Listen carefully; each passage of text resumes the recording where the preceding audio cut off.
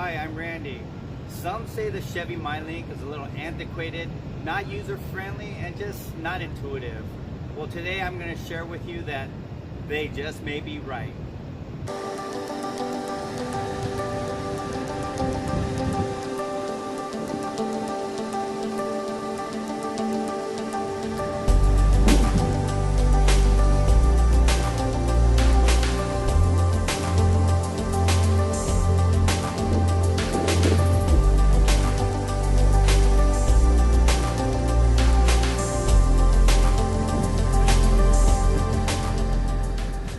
I admit, the Chevy MyLink isn't easy to use and can be cumbersome, but with a little bit of patience and a little bit of trial and error, it can be your best friend.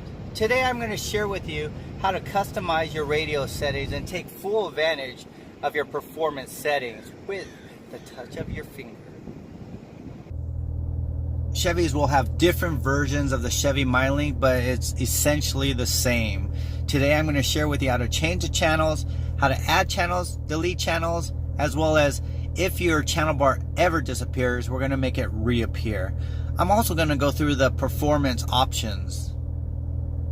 So let's get started. To add a channel, hold down the square in the channel bar 3 seconds, and it's going to add the channel.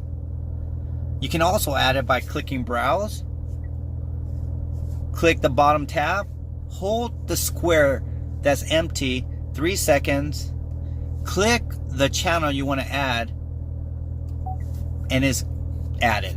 There you go.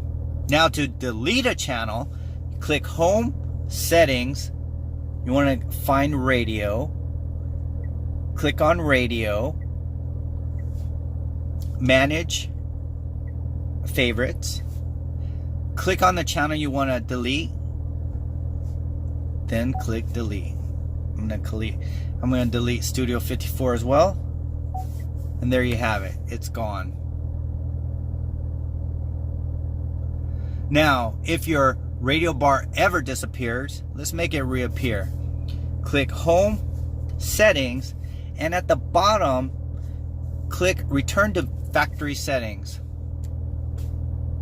Then you want to restore radio settings. We're not going to do it for this example, but what it will do is your channel bar will reappear. Your radio stations are in memory, so you won't have to reprogram them. Now for the fun stuff, the performance settings. Click settings, driving mode, engine sound management. So you have stealth mode. Your baffles on your exhaust are going to remain closed. And in track mode, they're going to remain open. So that's a fun mode, folks. So keep them open. And then anything in between is just in between. Now we're going to check out the steering. Click steering. And in track mode, your steering is going to become so stiff. And then in touring mode, of course, it's going to be kind of loose. But I typically leave it in auto mode. So there you have it, a brief overview of the radio functions as well as the performance functions. If you enjoyed this video, please click the thumbs up button at the bottom and subscribe to my channel. I enjoyed doing this video for you. My name is Randy. See ya.